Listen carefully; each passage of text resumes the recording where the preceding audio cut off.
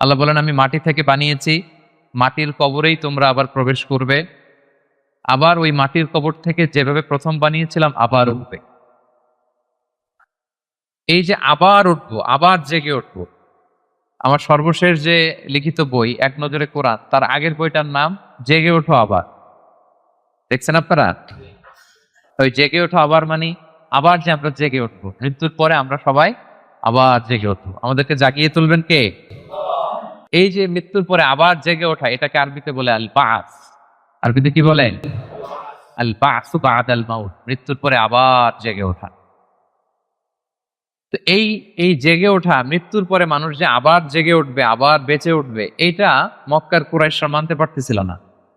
কারণ তারা দেখে যে প্রাচীন প্রাচীন কবরস্থানগুলোতে মানুষ মরে যাওয়ার পরে পচে গলে শেষ হয়ে যায়। ইভেন মানুষের যে স্কেলিটন থাকে, হাড়, এগুলো 10-15 বছর পরে মাটির সাথে মিশে গুঁড়ো হয়ে যায়।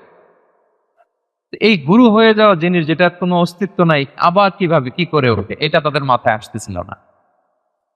তো আস ইবনে ওয়াইল নামে এক মুশরিক, সে একটা পুরাতন কবরের ভেতরে সামান্য কিছু মানুষের হাড়, ওইটাকে এরকম হাত দিয়ে মোচড় দেওয়ার পর এটা ডাস্ট হয়ে গেছে, পাউডার। আসলে মানুষের হাড়, মরে যাওয়া মানুষের হাড়, এই পাউডারটা এনে রাসূল সাল্লাল্লাহু আলাইহি ওয়াসাল্লামের কাছে এনে এরকম একটা ফু দিয়েছে। ফু দেওয়াতে বাতাসের মধ্যে বালুটা মিশে গেছে। তো তখন আস ইবনে ওয়াইল বলে যে, মাই ইউহিল ইযামা ওয়া হিয়া রামীম, মুহাম্মদ তুমি বলতেছো এই ডাস্ট থেকে আল্লাহ আবার এই মানুষটাকে বানাবেন? এটা তো একটা মানুষের কঙ্কাল ছিল, এটাকে যে তোমার সামনে ফু দিলাম, এটা তো বাতাসে মিশে গেল। তুমি কি বলতে চাচ্ছ যে এইটাকে একদিন আল্লাহ আবার জীবিত করবেন? মাই ইউহিল ইযামা ওয়া হিয়া রামীম, এটা কিভাবে? হাউ কাম ইটস পসিবল, এটা কিভাবে সম্ভব? তো ধুলা হয়ে গেছে, বালি, মানুষ বলতে কোনো অস্তিত্বই নাই। আল্লাহ রাসূল সাল্লাল্লাহু আলাইহি ওয়াসাল্লাম বললেন যে হ্যাঁ, আল্লাহ তাআলা এই ডাস্ট থেকে, এই ধুলা থেকে, বালি থেকে এটাকে আবার পুনরায় জীবিত করবেন, যেমনি আল্লাহ প্রথম মানুষকে বানিয়েছিলেন। প্রথম আল্লাহ তাআলা যেভাবে বানিয়েছেন, সেই আল্লাহ আবার এটা থেকে ওই মানুষকে আবার রিকনস্ট্রাক্ট করবেন, রিবিল্ড করবেন, রিশেপ দিবেন, রিসেট করবেন, আবার আগের মতো তিনি এই মানুষকে তৈরি করবেন। তো এই সূরায় এটাই বারবার বোঝানো হয়েছে যে যিনি প্রথম মানুষকে বানাইতে পারলো, সে আল্লাহকে মরে যাওয়ার পরে, পচে গলে যাওয়ার পরে আবার বানাতে পারবে না? আচ্ছা বলেন তো, কোন জিনিস প্রথমবার বানানো কঠিন না দ্বিতীয়বার বানানো কঠিন? কারণ প্রথমবার ফার্স্ট টাইম, কোনো এক্সপিরিয়েন্স নাই। প্রথমবার যে করে ফেলতে পারছে, এখন তো একটা এক্সপিরিয়েন্স হয়ে গেছে, কি বলেন?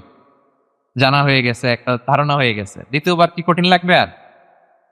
আল্লাহ তাআলা বারবার বলেন যে যিনি প্রথমবার তোমাদেরকে বানায় ফেলতে পারলেন, তোমাদের তো কোনো অস্তিত্ব ছিল না, অস্তিত্বহীন একটা জগৎ থেকে আল্লাহ তোমাকে অস্তিত্বে আনলেন। আমরা ছিলাম ইন এক্সিস্টেন্স, এখন আমাদেরকে এক্সিস্টেন্সে আনলেন। আচ্ছা একটু খেয়াল করে বলুন তো, আজকে থেকে 100 বছর আগে আপনার কোনো অস্তিত্ব ছিল? আমার কোনো অস্তিত্ব ছিল? আমি যে আসবো দুনিয়াতে, যে আমার এই নাম হবে, এই গ্রাম হবে, এই পিতামাতা হবে, এই ফিচার হবে, এগুলো আমরা কেউ জানতাম?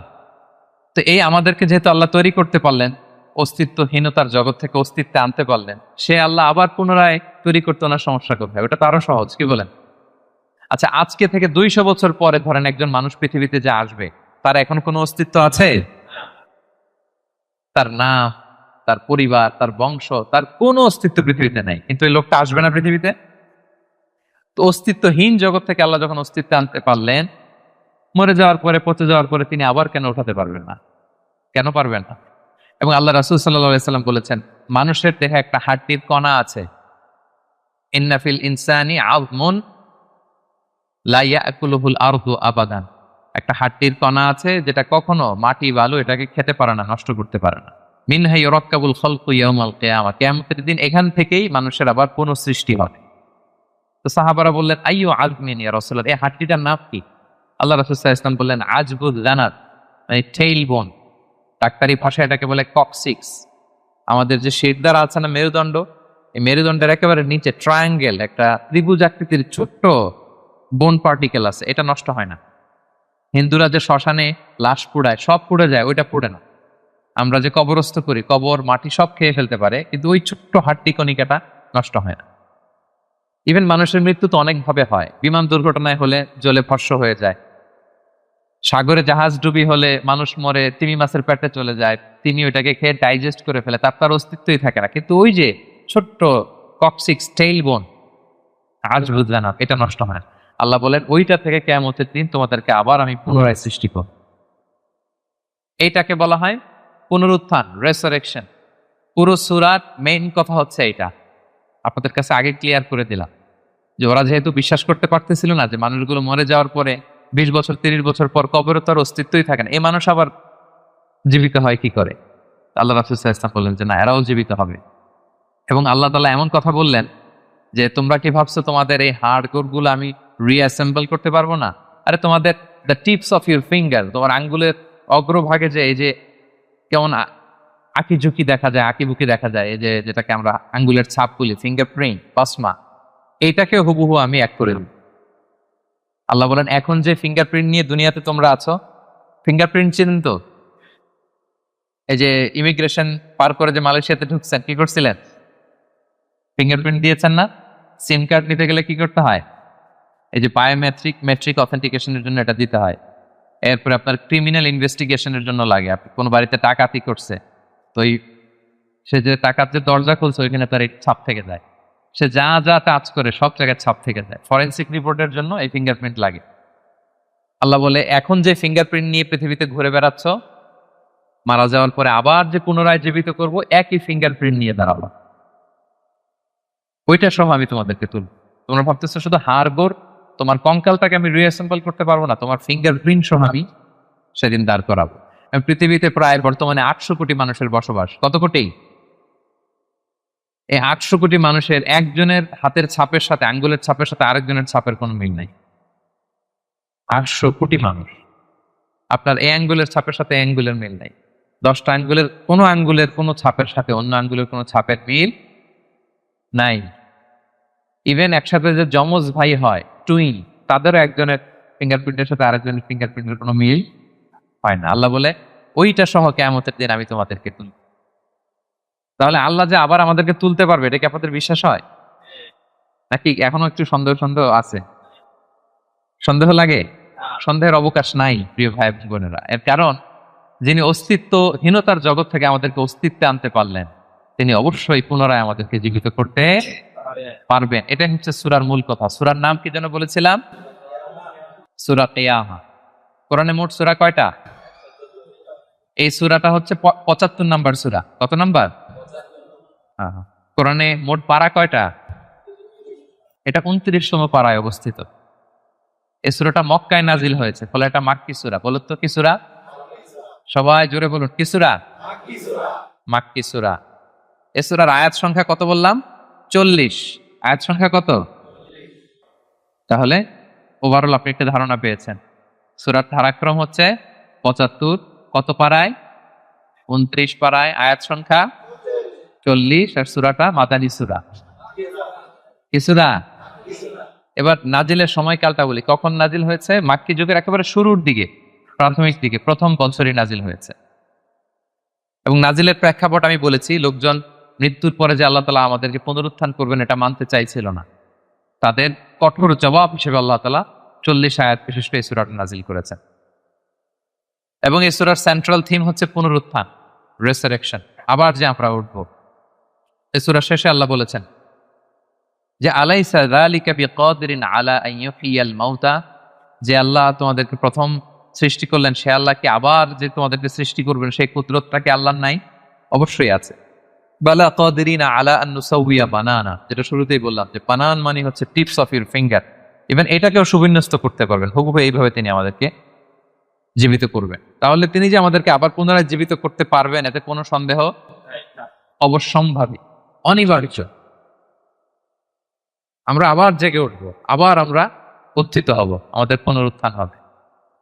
ইব্রাহিম আলাইহিস সালামকে যখন এই আকীদা আল্লাহ শিক্ষা দিয়েছেন যে ইব্রাহিম, মৃত্যুর পর আমি সবাইকে জাগাবো, তো তিনি বললেন যে রব্বি আরিনি কাইফা তুহিল মাউতা, আল্লাহ আপনি কিভাবে জাগাবেন, মানে মৃতকে কিভাবে জীবিত করেন, একটু যদি দেখাইল দেন আমাকে, আমার খুব ভালো লাগতো।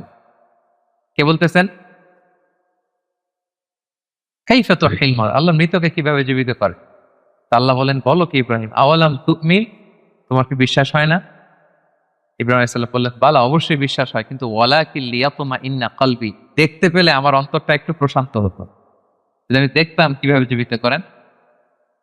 সূরা বাকারা এসেছে, আল্লাহ বললেন ফাখুদ আরবাআতাম মিনাত তায়র, ঠিক আছে দেখাবো, তুমি 4টা পাখি নিয়ে আসো, জবাই করো, পাখিগুলোকে টুকরো টুকরো করো, এদের গোশতগুলো পাহাড়ের ওই পাশে ছিটায় দিয়ে আসো। এরপরে পাহাড়ের এপাশ থেকে পাখিগুলোকে ডাকো। ইব্রাহিম আলাইহিস সালাম পাহাড়ের এই পাশ থেকে ডাক দিলেন, ডাক দেওয়ার সাথে সাথে আল্লাহ তাআলা মৃত ওই পাখির গোশতগুলোকে রিঅ্যাসেম্বল করে একসাথে জীবিত করে আবার ইব্রাহিম আলাইহিস সালামের সামনে এনে হাজির করে দিলেন। ইব্রাহিম আলাইহিস সালাম দেখে আশ্বস্ত হলেন, তার হৃদয় প্রশান্ত হল। তাহলে আল্লাহ তাআলা যে মৃতকে জীবিত করতে পারেন, এতে কি কোনো সন্দেহ আছে? শুরুতে আমরা বলেছি ইমানে মুফাসসালে আল্লাহ বলেছেন, আমাদেরকে জানিয়েছেন যে 7টা বিষয়ের উপর ঈমান রাখতে হয়। এর মধ্যে একটা হচ্ছে ওয়াল বাস বাদাল মাউত, মৃত্যুর পরে তিনি আমাদেরকে জীবিত করবেন, এটা আল্লাহর কুদরত। আচ্ছা, তাহলে সূরাতুল কিয়ামা নামকরণ কেন করা হলো, কোত্থেকে করা হলো? এই সূরার প্রথম আয়াতেই আল্লাহ তাআলা কিয়ামত শব্দটাকে উল্লেখ করেছেন। প্রথম আয়াতেই কিয়ামত শব্দটার উল্লেখ আছে এবং কিয়ামত নিয়েই পুরো সূরা জুড়ে এখানে আলোচনা, ফলে এজন্য এই সূরার নাম হয়েছে কি? সূরা কিয়ামা। আল্লাহ বলেছেন লা উকসিমু বিয়াউমিল কিয়ামা, এখান থেকেই সূরার নাম কিয়ামা। আচ্ছা, এই সূরায় বেসিক্যালি 5টা বিষয়ে কথা বলা হয়েছে। কয়টা? 5টা। মোট 5টা সেকশন। এখন একটা জেনারেল ওভারভিউ শেয়ার করতেছি। প্রথম 15 আয়াতে কিয়ামতের ভয়াবহতা, কিয়ামত যে কত ভয়াবহ হতে পারে, প্রথম 15 আয়াতে আল্লাহ এটা আলোচনা করেছে। পরের 4 আয়াতে ওহীর প্রতি রাসূল সাল্লাল্লাহু আলাইহি ওয়াসাল্লামের যে ভীষণ আগ্রহ, সেটা নিয়ে আলোচনা করেছে। এর পরের 6 আয়াতে কিয়ামতের দিন কিছু মানুষের চেহারা হবে উজ্জ্বল, গ্লোয়িং ফেস, আর কিছু মানুষের চেহারা হবে গ্লুমি ফেস, মানে বিষণ্ণ, বিবর্ণ, অন্ধকার চেহারা। এটা নিয়ে আলোচনা করবে। এক দলের হবে উজ্জ্বল চেহারা, আরেক দলের হবে বিষণ্ণ, বিবর্ণ, কালো চেহারা। আমাদের চেহারাগুলো যেন সেদিন উজ্জ্বল থাকে, আমরা সেই কামনা করি আল্লাহর কাছে। এরপরে 26 থেকে 30 নম্বর আয়াতে মৃত্যুকালীন অবস্থা কি হবে মানুষের, সেটা নিয়ে আলোচনা করা হয়েছে। সর্বশেষ 10 আয়াতে আল্লাহ পুনরুত্থান দিয়ে ক্লোজ করেছেন সূরাটা। পুনরুত্থান যে অনিবার্য, অবশ্যম্ভাবী, এটা আল্লাহ তাআলা প্রতিষ্ঠিত করে শেষ করেছে। তাহলে একটা জেনারেল ওভারভিউ পেয়েছেন। মোট কয়টা সেকশন এই সূরায়? 5টা। প্রথমে কিয়ামতের ভয়াবহতা, তারপরে ওহীর প্রতি, ওহী রিসিভ করার প্রতি রাসূল সাল্লাল্লাহু আলাইহি ওয়াসাল্লামের যে অধীর আগ্রহ, ভীষণ আগ্রহ, এটা নিয়ে কথা। এরপর উজ্জ্বল চেহারা আর অন্ধকার চেহারা। এরপরে মৃত্যুকালীন অবস্থার যে বর্ণনা, সেটা দেওয়া হয়েছে। সবশেষে পুনরুত্থান। তাহলে এই 5টা বিষয় নিয়ে আমরা আলোচনা শুরু। তাহলে ওভারঅল এই সূরা নিয়ে কথা হয়ে গেছে। এবার আমরা তাফসীরের দিকে যাই। প্রথমে আমরা বলেছিলাম যে কিয়ামত দিবসের বর্ণনা আল্লাহ দিয়েছেন। আল্লাহ শুরু করলেন আউযু বিল্লাহি মিনাশ শাইতানির রাজীম, বিতাড়িত শয়তান থেকে আল্লাহর কাছে পানাহ চাই। বিসমিল্লাহির রহমানির রহিম, পরম করুণাময় অসীম দয়ালু আল্লাহর নামে শুরু করছি। আল্লাহ বলছেন লা উকসিমু বিয়াউমিল কিয়ামা। লা শব্দের অর্থ না। লা শব্দের অর্থ, সবাই বলুন, লা শব্দের অর্থ না। আল্লাহ প্রথমে বললেন না, নো, অর্থাৎ তোমরা যা ভাবো এমনটা না। তোমরা যে মনে করো যে আমি উঠাতে পারবো না, মৃত্যুর পরে আমি তোমাদেরকে পুনরুত্থান করতে পারবো না, এমনটা না। লা, আল্লাহ বললেন লা উকসিমু বিয়াউমিল কিয়াম, লা, তোমরা যে মনে করো আমি আল্লাহর জন্য কঠিন হবে তোমাদেরকে জাগ্রত করা, এটা ঠিক নয়। বরং উকসিমু বিয়াউমিল কিয়ামা, আমি কিয়ামত দিনের শপথ করছি। কিয়ামতের শপথ করতেছে কে? এরপরে আল্লাহ তাআলা আবার বললেন ওয়ালা উকসিমু বিন-নাফসিল লাওয়ামা, আবার লা, লা মানে না। লা মানে কি? একটা দুইটা শব্দ শিখে যান না আজকে। লা মানে কি? কোরআনে অনেক পাবেন এরকম লা। এই লা শব্দের অর্থ হচ্ছে আল্লাহ বলেন না, তোমরা যে ভ্রান্ত বিশ্বাসে আছো এটা ঠিক না, লা। বরং উকসিমু বিন-নাফসিল লাওয়ামা, মানুষের যে নাফস মানুষকে তিরস্কার করে, আমি সেই নাফসের শপথ করছি। তাহলে দুইটা জিনিসের শপথ করলেন। এক হচ্ছে কিয়ামত দিবসের শপথ। কিসের শপথ? 2 হচ্ছে নাফসে লাওয়ামার শপথ, মানে যে নাফস মানুষ খারাপ কাজ করলে তিরস্কার করে। এই 2টা শপথ করে এরপর একটা কথা বলবেন, গুরুত্বপূর্ণ কথা। আচ্ছা, ওই কথায় যাওয়ার আগে নাফসে লাওয়ামাটা কি এটা আমি আগে বলি। আমাদের যে নাফস, মানে আমাদের ভেতরে যে নাফস দিয়েছেন আল্লাহ তাআলা, এটার 3টা ক্যাটাগরি হতে পারে। একটা হচ্ছে নাফস আম্মারা, একটা হচ্ছে নাফস লাওয়ামা, যে লাওয়ামার কথা এই আয়াতে বললাম, আরেকটা হচ্ছে নাফস মুতমাইন্না। তিনটার কথাই কোরআনে আছে। একটা হচ্ছে নাফস আম্মারা, ইন্নান নাফসা লাআম্মারাতুম বিসু ইল্লা মা রাহিমা রাব্বি, এই নাফসের ইন্সপিরেশন হচ্ছে শুধু খারাপ দিকে, মানুষকে খারাপ কাজে ইন্সপিরেশন করে, খারাপ দিকে হাতছানি দেয়। আরেকটা হচ্ছে এইটা নাফস লাওয়ামা, এ ভালোর কথাও বলে আবার খারাপের কথাও বলে। আবার খারাপ কাজ করলে তাকে তিরস্কারও করে, এটা থাকে মিডলে। আরেকটা হচ্ছে নফসে মুতমাইন্না, প্রশান্ত আত্মা। যারা জান্নাতি তারা যখন ইন্তেকাল করবে তখন ফেরেশতারা এসে বলবে, ইয়া আইয়াতুহান নাফসুল মুতমাইন্না ইরজিই ইলা রাব্বিকি রাদিয়াতান মারদিয়া ফাদখুলি ফি ইবাদি ওয়াদখুলি জান্নাতি। মানে হে প্রশান্ত আত্মা, বের হয়ে আসো, বের হয়ে আসো আল্লাহর সন্তুষ্টির দিকে। তুমিও আল্লাহর প্রতি সন্তুষ্ট, তোমার রবও তোমার প্রতি সন্তুষ্ট। আল্লাহর জান্নাতে প্রবেশ করো, আমার বান্দাদের মধ্যে প্রবেশ করো, আমার জান্নাতে প্রবেশ করো। আল্লাহ তাআলা ফেরেশতাদের মাধ্যমে এই ঘোষণাটা দিবেন। মানুষের মৃত্যুর সময় দুইটা অবস্থা হয়। যারা জাহান্নামী হয় তাদের রূপ নেয়ার জন্য একদল ফেরেশতা আসে বিকট শব্দ করতে করতে, ভয়ঙ্কর তাদের চেহারা, ভয়ঙ্কর দুর্গন্ধ। তাদেরকে দেখলেই মানুষ ভয় পায়, ত্রাসে কাঁপতে থাকে। তারা এসে ধমক দিয়ে আত্মাটাকে বলতে থাকে যে, হে পাপাত্মা, আল্লাহর ক্রোধ, রাগ আর জাহান্নামের দিকে বের হয়ে আয়। তখন এই আত্মাটা বেরোতে চায় না, কাফেরদের আত্মা ছোটাছুটি করে, অস্থির হয়ে এদিক সেদিক, জোর করে আত্মাটাকে তারা নিয়ে যায়, নিয়ে সিজ্জিনে রাখে। আর যারা বিশ্বাসী, যারা আল্লাহওয়ালা, যারা ইমানদার, তাদের জন্য কাফনুন মিন আকফানিল জান্নাত, জান্নাত থেকে সাদা ধবধবে শুভ্র কাপড়ের একটা কাফন নিয়ে আসে ফেরেশতারা। হানুত মিন হানুতিল জান্নাত, জান্নাতের পেয়ালা যেখানে সুগন্ধি থাকে, এগুলো নিয়ে আসে। এসে খুবই আন্তরিকভাবে আত্মাটাকে আহ্বান করে যে, হে পবিত্র আত্মা, আল্লাহর সন্তুষ্টির দিকে তুমি বের হয়ে আস। বলতে দেরি ওই আত্মা স্মুথলি বের হয়ে। প্রিয় বন্ধুরা, এই দিনটার মুখোমুখি কিন্তু আমরা হতে যাচ্ছি। কি বলেন? একদিন আমাদের দেহ থেকেও তো আমাদের এই আত্মা বের হবে। আমরা যেন ওই শ্রেণীর অন্তর্ভুক্ত হতে পারি যাদের জন্য জান্নাত থেকে শুভ্র কাফন আনা হবে। আল্লাহুম্মা আমিন। স্মুথলি বের হয়ে আসে। তাহলে তিনটা নাফস, নফস আম্মারা খারাপ দিকে টেম্পটেশন করে, নফস লাওয়ামা ভালো খারাপ দুইটাই করে, তবে খারাপ করলে তাকে নিন্দা করে। আর হচ্ছে নফস মুতমাইন্না, প্রশান্ত ইমানদার যে নফস, শুধু ভালো কাজে মানুষকে আহ্বান করে। আমরা ওই নফস পেতে চাই। কি বলেন? আপনি নেক কাজ, ভালো কাজ, কল্যাণমূলক কাজ যত বেশি করবেন, ধাপে ধাপে আপনার নফসটা নফস আম্মারা থেকে, লাওয়ামা থেকে নফসে মুতমাইন্না হবে। কি হবে? নফসে মুতমাইন। তাহলে দুইটা কসম করে আল্লাহ বললেন, আয়াহসাবুল ইনসানু আল্লান নাজমা ইদামা, মানুষ কি মনে করেছে তাদের দেহের হাড় গোড়গুলোকে আমি অ্যাসেম্বল করতে পারবো না? এটা ভাবতেছে তারা, যে তারা মরে গেলে তার দেহ পচে যায়, তার তার শুধু কঙ্কাল সারটা থাকে, শুধু দেহের হাড্ডি হাড় গোড় থাকে, এটাকে আমি জোড়া লাগাতে পারবো না, এটা ভাবতেছে? এটা মানুষের ধারণা? আল্লাহ বলেন, বালা, অবশ্যই পারবো। কদিরিনা আলা আন নুসাউইয়া বানানা, তার দেহের হাড়, অস্থি, মজ্জা, এগুলো সব তো আমি রিঅ্যাসেম্বল করবো। এমনকি তার টিপস অফ হিজ ফিঙ্গার, তার আঙ্গুলের যে অগ্রভাগ, ফিঙ্গারপ্রিন্ট, এটাকেও আমি সুবিন্যস্ত করবো। এটাকেও আল্লাহ তাআলা সেদিন কি করবেন? সুবিন্যস্ত করবেন। আমি আলোচনার শুরুতেই বলেছি যে আমাদের কারো ফিঙ্গারপ্রিন্টের সাথে অন্য কারো ফিঙ্গারপ্রিন্ট মিলে না। আল্লাহ তাআলা প্রত্যেকের এই ইউনিক ফিঙ্গারপ্রিন্ট গুলো সহ তাদেরকে কিয়ামতের দিন উঠাবেন। বাঁচার কোনো উপায় নেই, আল্লাহ তাআলা উঠাবেনই।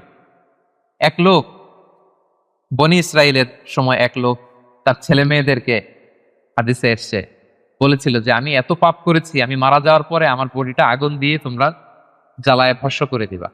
এরপর যে ছাই হবে, এই ছাই, কিছু ছাই সাগরে নিক্ষিপ্ত করবা, আর কিছু ছাই তোমরা বাতাসের মধ্যে ছিটাই দিবা, যাতে আল্লাহ আমারে আর জোড়া লাগাতে না পারে। বুদ্ধি দেখছেন? তার ধারণা যে আমি এত পাপ করেছি, এমন শাস্তি আল্লাহ তাআলা শাস্তির মুখোমুখি আমাকে করবেন। কৌশল হিসেবে সে বলল, মৃত্যুর পরে আমাকে জ্বালিয়ে দিবা, আমার লাশের যে ছাই, এটা কিছু সাগরে কিছু বাতাসে দিয়ে দিবা। ছেলেরাও তাই করছে, মারা যাওয়ার পরে বাবার লাশ পোড়ায় ছাই কিছু সাগরে ছিটাই দিয়ে আসছে, কিছু বাতাসে ভাসায় দিয়ে আসছে। তো এখন এই লোকরা তার আল্লাহ জীবিত করতে পারবে না। কি বলেন? কি এবার একটু সন্দেহ তৈরি হয়েছে নাকি? পারবে? বালা কাদিরিনা আলা আন নুসাউইয়া বানানা, যে আল্লাহ ফিঙ্গারপ্রিন্ট সহ নিয়ে আসবেন, তিনি পারবেন না? পারবেন। এবং কিয়ামতের দিন তার সাথে কি ঘটবে সেটাও সহিহ মুসলিমে আসছে। আল্লাহ তাআলা তাকে আবার জীবন দিবেন। এবার তো বেচারা ধরা খেয়ে গেছে, তাকে তো আল্লাহ ঠিকই আবার জীবন দিলেন। এবার আল্লাহ বলবেন, আচ্ছা তুমি এই কাজটা কেন করছিলা? মা হামালাকা আলা হাযা, এরকম ইউনিক ফন্দি বুদ্ধি আটছো কেন? লাশ পুড়ায় তোমার লাশ কিছু সাগরে দিবে ছাই, কিছু দিবে বাতাসে ভাসায় কেন? বলতেছে, ইয়া রব্বি মাখাফাতু, আপনার ভয়ে, আপনার ভয়ে আমি এই কাজ করেছি। তো তার ওই করুণ রেসপন্সটা আল্লাহর কাছে এত ভালো লাগবে যে, আল্লাহ আপনার ভয়ে, যে আপনি যে আমাকে শাস্তির মুখোমুখি করবেন, আপনার ভয়ে আমি এই বুদ্ধি করেছি। তার এই করুণ আর্তনাদের কারণে আল্লাহ তাআলা তাকে ক্ষমা করে জান্নাতবাসী করে দেবেন। তাহলে কোনোভাবেই এটা থেকে বাঁচার কোনো উপায় নাই। তিনি আমাদেরকে, আমরা যেভাবেই মারা যাই, যেখানে আমাদের অবস্থান থাকুক না কেন, তিনি আমাদেরকে কি করবেন? পুনরুজ্জীবন দান করবেন। তাহলে আল্লাহ তাআলা বললেন, বালা কাদিরিনা আলা আন নুসাউবিয়া বানানা, তোমাদের যে ফিঙ্গারপ্রিন্ট এগুলোকে আমি একত্রিত করব। তাহলে এটা মনে রাখবেন যে ফিঙ্গারপ্রিন্টের কথা আল্লাহ তাআলা এই সূরা কিয়ামতে বলেছেন। কোন সূরায় বলেছেন? ফিঙ্গারপ্রিন্টের কথা বলেছেন। 1892 সালে আমরা প্রথম জানতে পারি, পৃথিবীবাসী, একজন সায়েন্টিস্ট ফ্রান্সিস গ্যালটন তার নাম, সে প্রথম এটা বৈজ্ঞানিকভাবে আবিষ্কার করে যে মানুষের এখানে যে কিছু আঁকিঝুঁকি আছে, এগুলো একটার সাথে আরেকটা মিলে না। ফলে যেটা বললাম, বায়োমেট্রিক অথেন্টিকেশনের জন্য, ফরেনসিক রিপোর্টের জন্য বা ক্রিমিনাল ইনভেস্টিগেশনের জন্য তারা বৈজ্ঞানিকভাবে 1892 সালে এটা পৃথিবীতে এটা নিয়ে কাজ করা শুরু করছে। আর ১৩,০০০ বছর আগে আল্লাহর কোরআনের ভেতরে এই ফিঙ্গারপ্রিন্ট, আঙ্গুলের ছাপের ব্যাপারে আমাদেরকে জানিয়ে দিয়েছেন কে? ১৩,০০০ বছর আগে তিনি জানিয়ে দিয়েছেন যে, বালা কাদিরিনা আলা আন নুসাউইয়া বানান, তোমাদের আঙ্গুলের ফিঙ্গারপ্রিন্ট গুলোকে আমি আল্লাহ আল্লাহু আকবার। এরপর আল্লাহ তাআলা বললেন, বাল ইউরিদুল ইনসানু লিয়াফজুরা আমামা, এগুলো যেন মানুষ পাপ করে, ভবিষ্যতে সে পাপ করতে চায়, তার মধ্যে অন্যায়ের প্রবণতা আছে। এবং আল্লাহ রাসূল সাল্লাল্লাহু আলাইহি সাল্লামকে ঠাট্টা করে তারা জিজ্ঞেস করতো, ইয়াসআলু আইয়ানা ইয়াউমুল কিয়ামা, হে মুহাম্মদ তুমি যে বারবার বলো কিয়ামত কিয়ামত, কবে হবে এটা? কবে? ইয়াসআলু আইয়ানা ইয়াউমুল কিয়ামা, কবে হবে? কিয়ামতের ডেট জানার যে খুব আগ্রহ, এই জন্য না, ঠাট্টা করে বলে। কি করে? তুমি যে বলতেছো কিয়ামত হবে, কবে হবে? সাহাবারাও জিজ্ঞেস করতেন, কিন্তু ঠাট্টা করে জিজ্ঞেস করতেন না, ওনারা প্রস্তুতি হিসেবে জিজ্ঞেস করতেন। এক সাহাবী বলেন, ইয়া রাসূলুল্লাহ মাতা সাআ, হে নবী কিয়ামত কবে হবে? আল্লাহ রাসূল সাল্লাল্লাহু আলাইহি ওয়াসাল্লাম বলেন, ওয়া মাযা আ'দাদতা লিস-সাআ, কিয়ামতের জন্য তোমার প্রস্তুতি কি? তুমি এত কিয়ামত কবে হবে জানার জন্য উদ্গ্রীব হলে? তিনি বললেন, আমার কোনো প্রস্তুতি নাই, ইল্লা আন্নী উহিব্বুল্লাহ ওয়া রাসূলাহ, আমি আল্লাহ এবং আল্লাহর রাসূলকে ভালোবাসি, এটাই আমার প্রস্তুতি।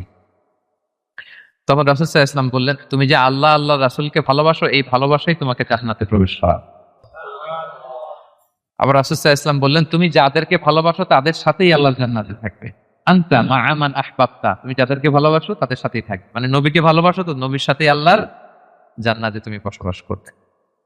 তো তারা টিটকারি করে বলতো, ইয়াসআলু আইয়ানা ইয়াউমুল কিয়ামা, কবে হবে কিয়ামত? এবার রাসূল সাল্লাল্লাহু আলাইহি ওয়াসাল্লাম কিয়ামতের বর্ণনা দিচ্ছেন যে কিয়ামত যখন হবে, ফাইদা বারিকাল বাসার, আতঙ্কে মানুষের চোখ ধাঁধিয়ে যাবে কিয়ামতের সময়। কিয়ামতের একটা ফিচার শোনেন, কিয়ামত এমন সময় হুট করে হবে, কেউ থাকবে বাজারে, কেউ মাঠে, কেউ ঘাটে, কেউ অফিসে, কেউ রান্নাঘরে, কেউ ওয়াশরুমে, কেউ স্কুলে, কেউ কলেজে, কেউ বিজনেস মিটিং এ। যখন কিয়ামতের বিভীষিকা শুরু হবে, ফাইদা বারিকাল বাসার, মানুষের চোখ ছানা পড়া হয়ে যাবে, চোখ ধাঁধিয়ে যাবে কিয়ামতের আতঙ্কে।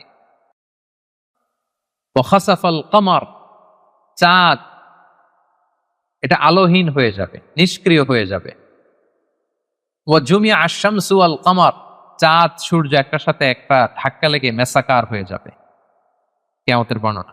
ইয়াকুলুল ইনসানু আইনাল মাফার, সেদিন মানুষ বলবে পালাবার জায়গা কোথায়, পালাবো কোথায়? আইনাল মাফার, সেদিন পালানোর কোনো জায়গা আছে বলেন তো? আল্লাহ বলছেন, ইয়াউমা তারাউনাহা তাযহালু কুল্লু মুরদিআতিন আম্মা আরদাআত ওয়া তাদউ কুল্লু যাতি হামলিন হামলাহা। কিয়ামতের অবস্থা এমন হবে যে কিয়ামতের বিভীষিকা যখন শুরু হবে, দুগ্ধপোষ্য বাচ্চাকে রেখে, বাচ্চাকে ফেলে দিয়ে মা দৌড়ে পালাবে। ব্রেস্ট ফিডিং মাদার যারা আছে, মানে যেই মা বাচ্চাকে দুধ খাওয়ায়, দেখবেন যে ওই বাচ্চাকে চোখের আড়াল করতে চায় না, কাছে কাছে রাখে না। কিন্তু কিয়ামতের বিভীষিকা এত ভয়ঙ্কর হবে, ওই মা দুধের বাচ্চাটাকে রেখে পালাবে। ওয়াতাদাউ কুল্লু যাতি হামলিন হামলাহা, যত প্রেগন্যান্ট নারী আছে 2 মাসের কনসিভ, 5 মাসের, 6 মাসের, 7 মাসের, half form baby, full form baby, মুহূর্তে সব ডেলিভারি হয়ে যাবে ভয়ের চোটে। ওয়াতারান নাসা সুকারা ওমা হুম বিসুকারা ওয়ালাকিন্না আযাবাল্লাহি শাদীদ, মানুষগুলো পাগলের মতো দৌড়াবে, পাহাড়গুলো তুলার মতো বিক্ষিপ্ত পতঙ্গের মতো নিক্ষিপ্ত হতে থাকবে, ছুটতে থাকবে। মানুষরা বলবে আইনাল মাফার, কই পালাবো। আল্লাহ বলেন খাল্লা লা ওয়াজার, সেদিন কোনো ঠাঁই নাই, কারো কোথাও পালানোর জায়গা নাই। ইলা রাব্বিকা ইয়াউমা ইযিনিল মুস্তাহার, সেদিন ঠাঁই দিতে পারবে শুধু একজন, তিনি কে? কিয়ামতের দিন আল্লাহর সুশীতল আরশের নিচে 7 শ্রেণীর ব্যক্তিকে আল্লাহ তাআলা ছায়া দিবেন, যেদিন আল্লাহর সুশীতল আরশের ঠান্ডা ছায়া ছাড়া ওই দিন আর কোনো ছায়া থাকবে। আমরা যেন ওই 7 শ্রেণীর অন্তর্ভুক্ত হতে পারি। আল্লাহ আমাদের তৌফিক দান করুক, আমরা পড়ি আমিন। আমার একটা লেকচার আছে, আল্লাহ সুশীতল আরশের নিচে ছায়া পাবে যে 7 শ্রেণীর ব্যক্তি, আপনারা শুনে নেবেন। তো আল্লাহ তাআলা বলছেন সেদিন আল্লাহর আশ্রয় ছাড়া কোনো আশ্রয় নেই। ইউনাব্বাউল ইনসানু ইয়াউমাইযিন বিমা কদ্দামা ওয়া আখার, সেদিন মানুষকে তার আমলনামা দেয়া হবে। আমলনামা মানুষ সব দেখবে, যা করে এসেছিল তাও দেখবে এবং দুনিয়াতে যা রেখে এসেছে তাও দেখবে। আমাদের ভালো কাজের ধারা 2টা, একটা হচ্ছে এই যে এখন একটা ভালো কাজ করতেছি, সওয়াব চলে যাচ্ছে, তাই না? দান করলাম, আমলনামায় যুক্ত হচ্ছে, সালাত করলাম, আমলনামায় যুক্ত হচ্ছে। তো মারা যাওয়ার পরে ওগুলো তো আমি আগেই পাঠাই দিলাম। আরেকটা হচ্ছে মারা যাওয়ার পরেও কিছু আমলনামা জারি থাকে। আপনি কিছু সাদাকায়ে জারিয়া করেছেন, চলমান সাদাকা, বা ভালো কাজের আদেশ দিয়েছেন, কোন একটা ভালো কাজ করার ব্যাপারে মানুষকে উদ্বুদ্ধ করেছেন। আপনি দুনিয়াতে নাই, কিন্তু আপনার কথা শুনে ইন্সপায়ার্ড হয়ে যারা ভালো কাজ করেছে তার একটা পার্সেন্টেজ সওয়াব কিয়ামত পর্যন্ত, এটা যদি দুনিয়াতে জারি থাকে আপনার এই আমলনামাও জারি থাকবে। আল্লাহ আপনার আমলনামায় কি করবেন? ওটা ঢুকাতে থাকবে, সাদাকায়ে জারিয়া। অনুরূপভাবে গুনাহে জারিয়াও আছে, এটা 2 ধরনের, একটা সাদাকায়ে জারিয়া আর একটা গুনাহে জারিয়া। এমন পাপ কাজ আপনি শিখাইছেন জগৎবাসীকে, তারা আপনি চলে যাওয়ার পরে ওই পাপ কাজ করতেছে, তাইলে ওই পাপের একটা পার্সেন্টেজ আপনার আমলনামায় যুক্ত হয়ে যাবে। তো আমলনামা আল্লাহ তাআলা দিবেন আমাদেরকে, ঠিক আছে, এবং দিয়ে বলবেন ইকরা কিতাবাকা কাফা বিনাফসিকা আল-ইয়াউমা আলাইকা হাসিবা, পড়ো তোমার আমলনামা তুমি পড়ো। যদিও আমরা প্রত্যেকে আমাদের নিজেদের ব্যাপারে ভালো জানি, আমাদের কার কি অবস্থা জানি না। আমি যদি পাপ করি, জুলুম করি, অন্যায় করি, খারাপ কাজ করি, সমাজে যে লোকটা করে তার নিজের একটা জানা আছে না, জানাশোনা আছে না নিজের ব্যাপারে, তার যে কি হইতে যাচ্ছে কিয়ামতের দিন তার তো একটা হিসাব আছে, কি বলেন? আর যে খুব আল্লাহওয়ালা, নামাজি, মুত্তাকি, নেককার, তার একটা হিসাব আছে না? তার তো একটা হিসাব আছে, ইনশাল্লাহ আমি আমার সব ভালো কাজের প্রতিদানগুলো জমা হচ্ছে আমার, আমি আল্লাহর কাছে পাই টু পাই বুঝে বুঝে পাবো এর রিওয়ার্ড, এর প্রতিদান। তো আল্লাহ বলবেন বালিল ইনসানু আলা নাফসিহি বাসীরা, মানুষ নিজেই তার ব্যাপারে ভালো করে জানে, যদিও আমলনামা দেয়া হবে কিন্তু প্রত্যেকেই তার ব্যাপারে ভালো করে জানে। এইভাবে এই প্রথম 15 আয়াতে আল্লাহ তাআলা কিয়ামতের বিভীষিকাময় পরিস্থিতির কথা তুলে ধরলেন। 5টা সেকশনের প্রথম সেকশন, বড় সেকশনটা আমরা কভার করলাম। সবার কাছে ক্লিয়ার হয়েছে তো? আচ্ছা, দ্বিতীয় সেকশনে কি বলছিলাম? যে ওহীর প্রতি রাসূল সাল্লাল্লাহু আলাইহি ওয়াসাল্লামের ভীষণ আগ্রহ ফুটিয়ে তোলা হয়েছে 4টা আয়াতে। তো এই আয়াতগুলো যখন নাজিল হচ্ছিল রাসূল সাল্লাল্লাহু আলাইহি ওয়াসাল্লাম সাথে সাথে পড়তেছিলেন। জিবরাইল আলাইহিস সালাম যখন নাজিল করে উনিও পড়তে আরম্ভ করেন। কেন? উনি ভাবতেছেন যদি ভুলে যাই। কোন ভাবনা থেকে? যদি ভুলে যাই, সাথে সাথে মুখস্থ করতেছেন। তো আল্লাহ তাআলা আয়াত নাজিল করলেন যে নবী, যখন আমি কোরআনের আয়াত নাজিল করি সাথে সাথে আপনি তড়িঘড়ি করে আয়াত্ত করবার জন্য পড়া শুরু করবেন না। আপনি শান্ত থাকুন, নীরব থাকুন, কেবল ঠায় তাকিয়ে থাকুন আর শুনুন। মুখস্থ করায় দেওয়ার দায়িত্ব আমি আল্লাহ নিয়ে নিতাম। কোরআনের একটি শব্দ, একটি অক্ষর আপনি ভুলবেন না, সবগুলোই আমি আল্লাহ নিজ কুদরতে আপনাকে মুখস্থ করাই দেব। এবং রাসূল সাল্লাল্লাহু আলাইহি ওয়াসাল্লাম মুখস্থ করেছেন, ঠিক কিনা বলেন তো? পৃথিবীর সর্বপ্রথম কোরআনের হাফেজ কে ছিল বলেন? মুহাম্মদ রাসূলুল্লাহ সাল্লাল্লাহু আলাইহি ওয়াসাল্লাম। ওনার উপরই তো কোরআন নাজিল হয়েছে। তো ওনার আগে কে কোরআনের হাফেজ দিতে পারবে? পারবে কেউ? তিনি ছিলেন প্রথম হাফেজ। তো ওনাকে আল্লাহ তাআলা স্বয়ং নিজ দায়িত্বে মুখস্থ করে দিয়েছেন। যে বালিল ইনসানু আলা নাফসিহি বাসীরা, মানুষ নিজের ব্যাপারে ভালো করেই জানে। ওয়ালাউ আলকা মাআযিরা, যদিও সে নিজের ব্যাপারে যত এক্সকিউজ সে হাজির করুক আল্লাহর কাছে। এরপর আল্লাহ বলছেন নবীকে লা তুহারজিক বিহি লিসানাকা লিতাআজালা বিহি, যখন কোরআনের আয়াত নাজিল হয় তাড়াতাড়ি করে পড়বেন না। ইন্না আলাইনা জামাআহু ওয়া কুরআনা, এটা আপনার হৃদয়ে জমা করে দেওয়ার, মুখস্থ করিয়ে দেওয়ার দায়িত্ব আমি আল্লাহ নিজে নিয়ে নিলাম। ফাইদা ক্বারানাহু ফাত্তাবি' কুরআনা, জিবরাইল যখন পড়বে শুধু খেয়াল করে শুনুন, বাকিটা আমার দায়িত্ব। সুম্মা ইন্না আলাইনা বায়ানা, এরপর এটার ব্যাখ্যা বিশ্লেষণ আমি আল্লাহ আপনাকে শিখাই। এই 4 আয়াতে আল্লাহ তাআলা বুঝাতে চাইলেন যে রাসূল সাল্লাল্লাহু আলাইহি ওয়াসাল্লাম যে ওহী রিসিভ করার জন্য খুব উদ্গ্রীব থাকতেন, ওনাকে আশ্বস্ত করা হলো যে নবী আপনি চিন্তিত হবেন না। তাহলে 2টা সেকশন চলে গেল। 3 নাম্বার সেকশন কি বলেছিলাম, যে 2 ধরনের ফেস থাকবে কিয়ামতের দিন। কিছু ফেস হবে উজ্জ্বল ফেস, গ্লোয়িং ফেস, তার বিপরীতে কিছু চেহারা হবে গ্লুমি ফেস, বিবর্ণ বিষণ্ণ চেহারা। তাদের কথা আল্লাহ বলবেন। আল্লাহ বললেন কাল্লা বাল তুহিব্বুনাল আজিলা, বরং তোমরা এই দুনিয়ার জীবনকে বেশি প্রাধান্য দাও। মানুষের স্বভাব হচ্ছে আখেরাত, সেটা যে একটা বিশাল জগৎ, হাজার হাজার বছর অন্তহীন যে জগৎ, ওই জগৎটা নিয়ে আমরা খুব একটা টেন্স থাকি না, ওটা নিয়ে আমাদের প্ল্যান থাকে না। আমাদের প্ল্যান থাকে 40 বছর, 50 বছর, 60 বছর। অন্য আয়াতে আল্লাহ বলছেন বাল তুসিরুনাল হায়াতাদ দুনিয়া ওয়াল আখিরাতু খায়রু ওয়া আবকা, তোমরা দুনিয়ার জীবনকে প্রাধান্য দাও, কিন্তু এটা স্থায়ী জীবন নয়।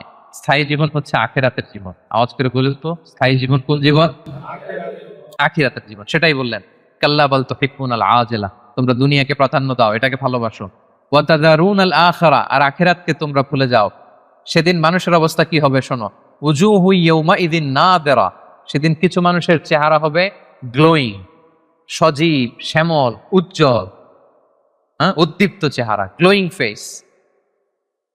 ইলা রাব্বিহা নাযিরা, তারা সেই চেহারা নিয়ে তাদের রবের দিকে তাকায় থাকবে। আল্লাহু আকবার। তাহলে বোঝা গেল জান্নাতীরা কিয়ামতের দিন আল্লাহ তাআলাকে দেখার সৌভাগ্য পাবেন। বলেন আমরা আল্লাহকে সচক্ষে দেখতে চাই কি চাই না? চাই। আমরা আল্লাহকে দেখছি কখনো? দেখি না। দেখে তার ইবাদত করি, তাকে বিশ্বাস করি, তার সামনে সেজদায় লুটিয়ে পড়ি, কিন্তু তাকে দেখি নাই। তো জান্নাতীদের সবচেয়ে বড় নেয়ামত হবে এইটা। আল্লাহ জান্নাতীদেরকে বলবেন, এই জান্নাতীরা, কোরআনে যা যা নেয়ামতের কথা বলছে সব পাইছো? সবাই বলবে আল্লাহ পেয়েছি, আরো ঢের বেশি পেয়েছি। সবাই খুব খুশি যে আল্লাহ যা যা বলছেন আমরা হিসাব মিলাই দেখছি যে সব আপনি দিয়েছেন, এর চেয়ে বেশি দিয়েছেন। একজন হাত তুলে বলবে আল্লাহ পাই নাই, একটা জিনিস পাই নাই। আল্লাহ বলবে ঘটনা কি? সবাই, কারো কোনো কমপ্লেন নাই, তোমার আবার কি কমপ্লেন? তুমি পাও নাই বলতে কি পাও নাই? বলতেছে আল্লাহ আসলটাই তো পাই নাই। আসলটা মানে বলে যে আপনারাই তো পাই নাই, আপনার হেজাব থেকে আমরা কথা শুনতেছি, মানে পর্দার অন্তরালে, কিন্তু আপনাকে তো দেখি নাই। আপনার যে নূর, আপনার নূরের যে সৌন্দর্য, আপনার নিজের সত্তাকে যে আপনি গোপন করে রেখেছিলেন, ওই সত্তাকে তো আমরা এখনো উইটনেস করতে পারি নাই। এটা তো বাকি। আল্লাহ বলবেন হ্যাঁ এইটা বাকি, এটা আমি খুব জাঁকজমক ভাবে তোমাদেরকে দেখাবো। বিশাল জান্নাতের কনফারেন্স হলে সামনে নবীরা বসবেন, সিদ্দিক, শুহাদা, সালেহ সবাইরা বসবেন, আমরা ইমানদাররাও বসার সুযোগ পাবো সেদিন। এরপর আল্লাহ তাআলার যে পর্দা, নূরের পর্দা, এই পর্দাকে আল্লাহ উন্মোচিত করবেন জান্নাতবাসীদের জন্য। আল্লাহু আকবার। কিসের পর্দা? নূর মানে কি? আচ্ছা আমরা ঘরে পর্দা লাগাই কেন? কি বন্ধ করার জন্য?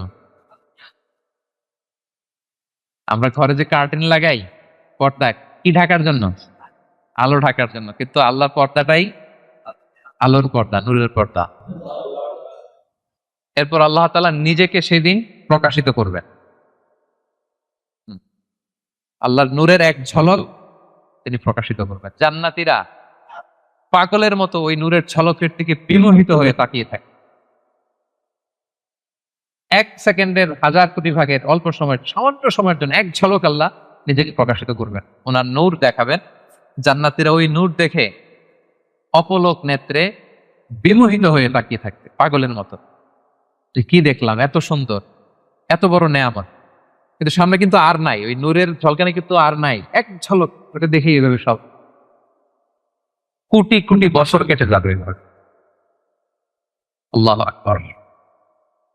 উজুহু ইয়াউমাইযিন নাযিরা ইলা রাব্বিহা নাযিরা, কিছু উজ্জ্বল চেহারা সেদিন তাদের রবের দিকে তাকিয়ে থাকবে। আল্লাহ রাসূল সাল্লাল্লাহু আলাইহি ওয়াসাল্লাম বলেছেন যে ইন্নাকুম সাতারাউনা রাব্বাকুম আয়ানান, তোমরা কিন্তু কিয়ামতের দিন চাক্ষুষ আল্লাহকে দেখবে, সব জান্নাতীরা। এই কথা যখন রাসূল সাল্লাল্লাহু আলাইহি ওয়াসাল্লাম বললেন, সাহাবারা বললেন যে ইয়া রাসূলুল্লাহ, আল্লাহকে সবাই একসাথে কিভাবে দেখবে? দেখতে কি ধাক্কাধাক্কি হবে না? তো রাসূল সাল্লাল্লাহু আলাইহি ওয়াসাল্লাম বললেন যে আকাশের চাঁদ উঠলে তোমরা কি ধাক্কাধাক্কি করে দেখাও? বলেন যে আকাশে যখন চাঁদ উঠছে আমরা কি আরেকজনকে সরাই বলি ভাই একটু সরেন আমি দেখি, সরেন। যে যেখানে আছে সেখান থেকে কি করে? চাঁদকে উইটনেস করতে পারে, দেখতে পারে। তো তাহলে সচক্ষে আমরা সেদিন আল্লাহ তাআলাকে দেখতে পাবো। আওয়াজ করে পড়েন ইনশাআল্লাহ। তাহলে উজুহু ইয়াউমাইযিন নাযিরা ইলা রাব্বিহা নাযিরা, সজীব চেহারাগুলো আল্লাহর দিকে তাকিয়ে থাকে। এটা হচ্ছে এক শ্রেণী। আরেক শ্রেণী হবে কি, ওয়া উজুহু ইয়াউমাইযিন বাসিরা, আরেক দলের চেহারা হবে কালো। ওই যে আমলনামায় তার সব খারাপ কাজের লিস্ট, তাদের চেহারা কি উজ্জ্বল হবে? কেমন হবে? বিষণ্ণ, বিবর্ণ, ডার্ক ফেসেস, গ্লুমি ফেসেস। তাযুন্নু আন ইউফআলা বিহা ফাকিরা, সে বুঝতে পারবে যে কঠিন বিপদ নেমে আসতেছে।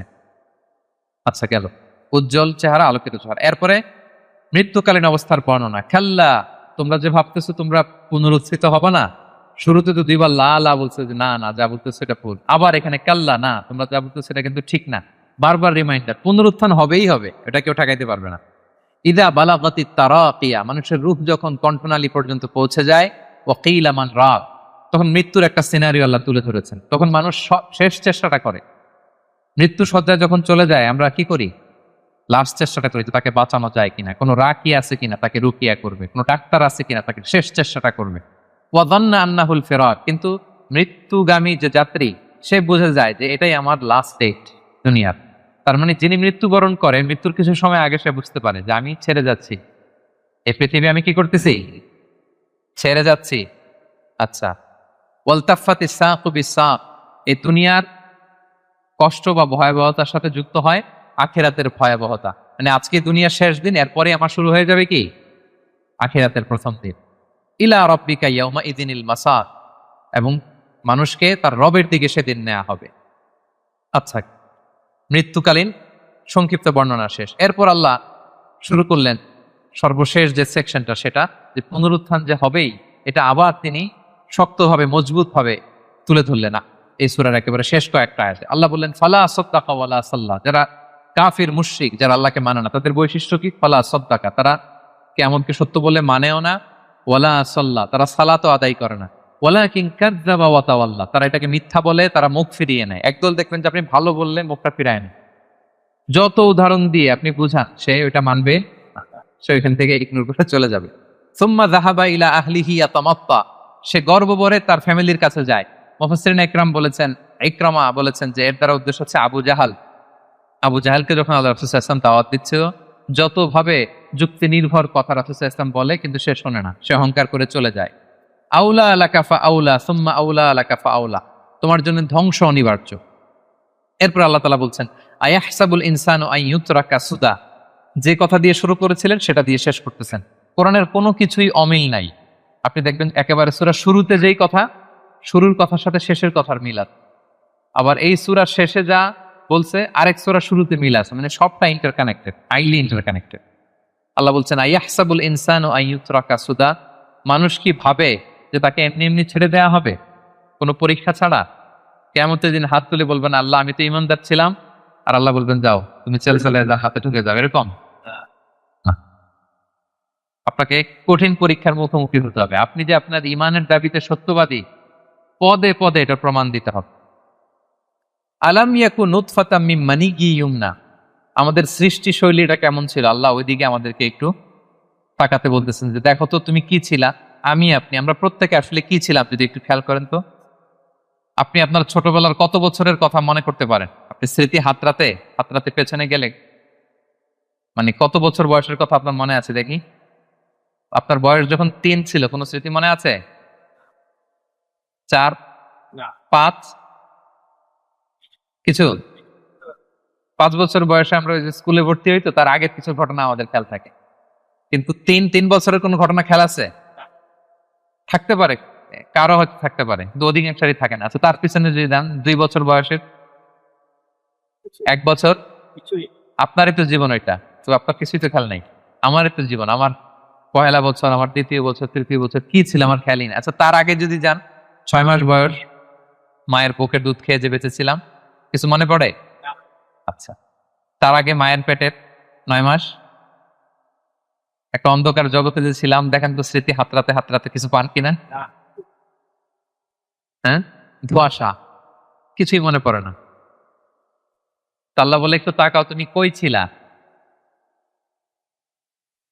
আলাম ইয়াকুন নুতফা, তুমি কি একটা সামান্য স্পার্ম ড্রপ ছিল না, শুক্রাণু?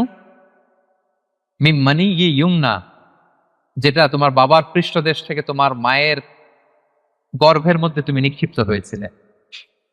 বাবার পৃষ্ঠদেশ থেকে মায়ের গর্ভে তোমাকে আমি নিয়েছিলাম। ছোট্ট একটা মানে অনুবীক্ষণ যন্ত্র ছাড়া দেখা যায় না এই শুক্রাণু। এটা ছিলাম আমি, এটা ছিলেন আপনি, আপনার অস্তিত্ব তো এইটা, আমার অস্তিত্ব তো এইটা। তো আল্লাহ একটু ফিরে নিতেছেন যে দেখো কিভাবে তোমার ক্রিয়েশন মেকানিজমটা, কিভাবে অস্তিত্বহীনতা থেকে বাবার পিঠ থেকে মায়ের গর্ভে তুমি ছিল একটা স্পার্ম ড্রপ, একটা ছোট্ট শুক্রাণু। সুম্মা কানা আলাকা, এরপরে তুমি হলা একটা আলাকা, জোকের মতো জোক, যেটা মায়ের জরায়ের দেয়ালে লেগেছিল। আপনারা যারা এমব্রয়োলজি নিয়ে কিছু পড়াশোনা করছেন বা জানেন, অথবা আপনি সার্চ দিলেও দেখবেন যে আমাদের জন্মের আগে, জন্মের শুরুর দিকটা আমাদের কেমন ছিল। দেখবেন যে ছোট্ট ওই যে বর্ষাকালে পানির মধ্যে ব্যাং ব্যাং যখন বাচ্চা দেয়, ব্যাঙ্গাচি দেখেছেন, শত শত কালো কালো ছোট, এরকম ছোট ছিলাম আমরা। আমার মায়ের জরায়ুর দেয়ালের মধ্যে আমরা ছিলাম। ব্লাড ক্লট, এটার পরে আল্লাহ বানানেন লিটল ফ্ল্যাশ, একটা ছোট্ট গোশতের টুকরা। হ্যাঁ, সেখানে আল্লাহ আমাদের স্কেলিটন দিলেন, এই যে আমাদের কঙ্কাল, আমাদের স্কাল দিলেন। হ্যাঁ, আমাদের নার্ভ সিস্টেম চালু করলেন, আমাদের হেয়ারিং সিস্টেম চালু করলেন, আমাদের এই যে হার্ট প্রথম পাম্প করলো, হ্যাঁ, সিস্টোলিক ডায়াস্টোলিক অলিন্দ নিলয় শুরু হলো। এই যে আপনি একটা হিউম্যান বেবি হিসেবে আত্মপ্রকাশ করলেন মায়ের পেটে। এই অন্ধকার মায়ের পেটের ভেতরে 3টা প্যাকেট ছিল ওখানে, দুলুমাতুন সালাস, এর ভেতরে আপনাকে তৈরি করেছে কে? স্মৃতি হাতে তো কিছু পাই না, এটা তো আল্লাহ স্মরণ করাই দিচ্ছে যে তোমার তো আর খেয়াল থাকবে না, আমি যে এত বিশাল বিশাল কাজ করছি, একটু শুনে নাও। যে বাবার পিঠ থেকে মায়ের গর্ভে গিয়েছিলে, 40 দিন ছিল এই শুক্রাণ, হাদিসে এসছে। তারপরের 40 দিন ছিল আলাকা, ব্লাড ক্লট। তারপরের 40 দিন ছিল লিটল ফ্ল্যাশ, ছোট্ট একটা গোশতের টুকরা। এরপর এক ফেরেশতা এসে তোমার মধ্যে রুটের ফুল কাটিয়েছে। এরপরে এই যে সিস্টোলিক ডায়াস্টোলিক শুরু হয়েছে। আপনি যে প্রাণ ফিরে পেয়েছেন, একটা ফুল ফর্ম বেবি হচ্ছেন, এইভাবে আমি তোমাকে দুনিয়াতে এনেছি। এগুলো কেন বলতেছে জানেন? আল্লাহ বুঝাইতেছে যে আল্লাহ এইভাবে করতে পারে, সে আল্লাহ মরে যাওয়ার পরে, পচে যাওয়ার পরে, গলে যাওয়ার পরে, 1000 বছর পরে সে আল্লাহ কি তোমাদেরকে উঠাতে পারে না? এটাকে বলে পুনরুত্থান, বল বাস বাতাল মাউত। ফাখালাকা ফাসাওয়া, সৃষ্টি করলেন, সুবিন্যস্ত করলেন। ফাজআলা মিনহু যাওজাইনি যাকারা ওয়াল উনসা, এরপর আল্লাহ জোড়া সৃষ্টি করলেন। তোমাদের কাউকে বানালেন নারী, কাউকে বানালেন পুরুষ। এরপরে আল্লাহ একটা প্রশ্ন ছুড়ে দিয়ে শেষ করলেন, আলাইসা যালিকা বিকাদিরিন আলা আন ইহইয়াল মাউতা, যে আল্লাহ এত কিছু করতে পারলেন, সে আল্লাহকে মৃত থেকে জীবিত করতে সক্ষম নন? বলেন, তিনি কি সক্ষম নন? রাসূল সাল্লাল্লাহু আলাইহি ওয়াসাল্লাম যখন এই সূরাটা শেষ করতেন, তিনি বলতেন বালা বালা ইয়া রাব্বানা, অবশ্যই হে আল্লাহ, অবশ্যই আপনি আমাদেরকে পুনরায় জীবিত করতে সক্ষম। তাহলে এই 40টা আয়াতের মধ্য দিয়ে বেসিকলি আল্লাহ তাআলা নিজে আমাদেরকে আবার পুনরায় জীবিত করতে সক্ষম, এটা তিনি আমাদেরকে শিখিয়েছেন। তাহলে মারা যাওয়ার পরে আমরা যে আবার উঠবো, এই বিশ্বাসটাকে আজকে একটু মজবুত হয়েছে নাকি না আগের মতোই? আলোচনা শোনার আগে যে অবস্থায় ছিলেন, আলোচনাটা শোনার পরে কি বল বাস বাদাল মাউত, মৃত্যুর পরে যে আবার পুনরায় জীবিত হবে, এই বিশ্বাসটা আরেকটু মজবুত হয়েছে আপনাদের? সম্মানিত বন্ধুরা, এই সূরার মূল কথা হচ্ছে পুনরুত্থান, যে আল্লাহ তাআলা আমাদেরকে আবার জীবিত করবেন। আমাদের বিশাল এক জগৎ পড়ে আছে মৃত্যুর পরে, অনন্তকালের জগৎ, লাইফ আফটার ডেথ। আমাদের এই জীবনের ব্যস্ততা, আমাদের ফ্যামিলি, আমাদের সন্তান, আমাদের ব্যবসা, আমাদের ক্যারিয়ার, আমাদের নানা মোহের জালে আমরা এমন ভাবে আটকে আছি, ওই বিশাল জগতের কোনো প্ল্যানিংই নেই। ধরেন যে আপনি 2 মাস পরে দেশে যাবেন, একটা প্ল্যান থাকে না? টিকিট করো, এই করো, শপিং করো, এটা করো, দেশে আসতেছি, এই করছি, কত প্ল্যান। মাত্র 1 মাসের সফর। আর মৃত্যুর পরের সফরটা কত দিনের? বলেন, অনন্তকালের সফর নিয়ে আমাদের কোনো প্ল্যানই নেই। আল্লাহ তাআলা এই জন্য বারবার মাক্কি সূরাগুলোর নানাভাবে তিনি বুঝাতে চেয়েছেন যে মৃত্যুর পরে তুমি জীবিত হবা, এবং তোমার কাছের লোক যারা, তাদেরকে আবার পাবা। তোমার বাবা, দাদা, কাউকে আমি হারাই নাই চিরকালের জন্য। তারা জান্নাতি হলে আমরা এক জান্নাতে একসাথে থাকবো ইনশাআল্লাহ। আওয়াজ করে পড়ুন ইনশাআল্লাহ। তাহলে সংক্ষেপে যদি বলি এই সূরা থেকে কি শিখলাম? 1 নাম্বার হচ্ছে আমাদের আত্মাগুলোর অনেক ইন্সপিরেশন আছে। আম্মারা, খারাপ থেকে ইন্সপায়ার করে, লাওয়ামা মিডল, আর একটা হচ্ছে মুতমাইন্না। আমরা কোন নাফস চাই বলেন? নাফসে মুতমাইন্না, যে আত্মা আল্লাহর উপর সন্তুষ্ট, এবং আল্লাহ যে আত্মার উপর সন্তুষ্ট, যাদেরকে আল্লাহ সিজ্জিনে পাঠাবেন না কবর, তিনি ইল্লিনে পাঠাবেন। আমাদের আত্মাগুলো কোথায় যাবে? ইল্লিনে যাবে। তাহলে ওটার জন্য কাজ করতে হবে, আপনার সোলটাকে আপনাকে ট্রেন আপ করতে হবে। এই আত্মার অনেক দিকে হাতছানি আছে, টেম্পটেশন আছে, ভালো কাজ করে, কল্যাণমূলক কাজ করে, যে কাজে আল্লাহ সন্তুষ্ট হয়, আল্লাহ রাসূল সন্তুষ্ট হয়, ওই কাজগুলো করে করে আপনার নাফসকে আপনার মুতমাইনা বানাইতে হবে। এটা হচ্ছে আমাদের দায়িত্ব। 2 নম্বর লেসন হচ্ছে রেসারেকশন, এটা হবে পুনরুত্থান। এবং আল্লাহ বলেছেন যে ফিঙ্গারপ্রিন্ট যেভাবে আছে, হাতের ছাপ সহ তোমরা উঠবা, এবং যে আল্লাহ প্রথমে সৃষ্টি করতে পারেন সে আল্লাহ পরেও সৃষ্টি করতে পারবে। 3 নাম্বার হচ্ছে আমাদের থিঙ্কিংটা শর্ট টার্ম থিঙ্কিং থেকে লং টার্ম থিঙ্কিং বানাইতে হবে।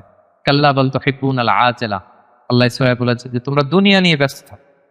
আমাদের আসলে সব এঙ্গেজমেন্ট, ব্যস্ততা কি নিয়ে বলে তো? আখেরাত আমাদের প্ল্যানে নাই। মৃত্যু নিয়ে আমাদের প্ল্যান আছে? যেহেতু আমি তো অনেক প্ল্যান করে রাখছি মৃত্যু নিয়ে। আমি একদিন মারা যাব, আমার কাফনের কাপড় আনা হবে, আত্মীয় স্বজনরা কিছু কান্নাকাটি করবে, মসজিদের মাইকে অ্যানাউন্স করা হবে অমুক এলাকার নিবাসী অমুক ভাই দুনিয়াতে নাই, ইন্না লিল্লাহি ওয়া ইন্না ইলাইহি রাজিউন, আজকে বাদ আসর অমুক মাঠে তার জানাজা। এগুলো ভাবেন? এগুলো নিয়ে প্ল্যানে আছে আপনার? এরপর আত্মীয় স্বজনরা গুড বাই জানানোর জন্য লাস্ট বিদায় দিতে আসবে আপনাকে, গোসল দিয়ে সাদা কাফনে মুড়িয়ে ওই অন্ধকার কবরে রেখে আসবে। ঘুটঘুটে অন্ধকার, এই অন্ধকার যেন আর শেষ হতে চায়। এরপর কিছুদিন কান্নাকাটি করবে, ঠিকই আবার দুনিয়া আগের মতোই চলবে। আপনার রেখে যাওয়া সম্পদ কে কতদিন পাবে, ভাগ বটোয়ারা নিয়ে মিটিং বসবে। দুনিয়াতে শীত শেষে গ্রীষ্ম আসবে, দিন শেষে রাত আসবে, সব চলবে। থাকবেন না শুধু আপনি, থাকবেন না আমি, থাকবো না আমিহীন দুনিয়া, ঠিক চলবে আগের মতো। এগুলো ভাবেন? এগুলো ভাবার সুযোগ হয় আমাদের? কবরের 3টা প্রশ্নের মুখোমুখি হওয়া, এই রূপটা নিয়ে যে ইল্লিনে রাখা হবে, কিয়ামত, ফুলসিরাত, জান্নাত, আল্লাহর সাথে সাক্ষাৎ, এগুলো ভাবার তো সময়ই নাই আমার। এত ব্যস্ত, হ্যাঁ? আপনার তো বেশিরভাগ ব্যবসায়ী, হ্যাঁ, এত বলেন যে হুজুর ইনভেস্টমেন্টের খোঁজ খবর নিতেই তো, এখানে ইনভেস্টমেন্ট, ওইখানে ইনভেস্টমেন্ট, এখানে ব্যবসা, দেশের ব্যবসা, এগুলো সামলাতেই তো কাহির। আল্লাহ বলেন কাল্লা বাল তুহিব্বুনাল আজিলা, তোমরা দুনিয়া নিয়ে টু মাচ এঙ্গেজড, ওয়াতাযারুনাল আখিরা, এক অনন্তকালের বিশাল পথ যে পাড়ি দিতে হবে ভুলেই যাও তোমরা। বরং আখিরাতকে আমাদের প্রাধান্য দিতে হবে। মুমিন জীবন দুনিয়া কেন্দ্রিক না আখিরাত কেন্দ্রিক? বলেন। করবো সব এখানে, কিন্তু প্ল্যান আখিরাত। ওইখানে কি কাজে লাগবে, ওইখানে যেন জিতে যাই, শেষ হাসিটা যেন ওখানে হাসতে পারি। এটা হচ্ছে মুমিনের বৈশিষ্ট্য। 4 নাম্বার হচ্ছে গ্লোয়িং ফেস, গ্লুমি ফেস। বলেন আপনার চেহারা সেদিন কিরকম হোক আপনি চান? গ্লোয়িং ফেস চান? হ্যাঁ, তাহলে 5 ওয়াক্ত সালাত পড়তে হবে, কোরআন পড়তে হবে, যাকাত আদায় করতে হবে। 5 নম্বরে মৃত্যুর যে ওই সময়টা, ওইটা আমাদের জন্য fix. The most certain thing in our life is death, and the most uncertain matter in our life is the time of death. মৃত্যু হবে এটা আমরা জানি, কবে হবে জানি, সেদিনের জন্য যেন প্রস্তুত থাকি। লাইফ ইজ এ টেস্ট, জীবনে পরীক্ষা থাকবে, এমনি এমনি আল্লাহ ছেড়ে দিবে না। আমার ইমানের পরীক্ষা দিয়ে আমাকে উত্তীর্ণ হতে হবে। 7 নম্বরে হিউম্যান শুডন্ট বি অ্যারোগেন্ট, মানুষের অহংকারী হওয়া সাজে না। কারণ আল্লাহ আমাদের সৃষ্টির দিকে একটু তাকাতে বলছে, তোমার যে এত অহংকার, এত ক্ষমতার দাপট, তুমি পাওয়ারফুল এলাকায় তোমার দাপটে কেউ কথা বলতে পারে না। তুমি কি ছিলা বলো তো? 3 বছর আগে কি হয়েছিল? তোমার বয়স যখন মনেই করতে পারো, মায়ের পেটে কি ছিলা, তার আগে কি ছিলা? ছোট্ট একটা তুচ্ছ পানির ফোঁটা থেকে আল্লাহ আমাদেরকে বানিয়েছে। ওই মানুষ কখনো অহংকার করতে পারে না। সব শেষ কথা হচ্ছে রেসারেকশন ইজ এ মাস্ট। আমরা আবার জীবিত হব, মৃত্যুর মধ্য দিয়ে আমাদের সব শেষ হয়ে যাবে না, বরং বল বাস বাদাল মাউত, মৃত্যুর পরে আবার আমরা পুনরুত্থিত হব এবং আল্লাহর সেই ট্রাইব্যুনালে আমাদেরকে দাঁড়াতে হবে। সেদিন যদি আমাদের ভালো কাজের মধ্য দিয়ে আল্লাহর কাছে আমরা নিজেদের ইমানকে প্রমাণিত করতে পারি, তাহলে শেষ হাসিটা আমরাই হাসব। আমরা এখানে যেমনি একত্রিত হলাম, মৃত্যুর পরে আবার জীবিত হয়ে বিচার দিবস শেষে আল্লাহ জান্নাতুল ফেরদাউসের ভিতরেও যেন আমরা এভাবে একত্রিত থাকতে পারি। আল্লাহ আমাদের সবাইকে তৌফিক দান করুন। আজকে থেকে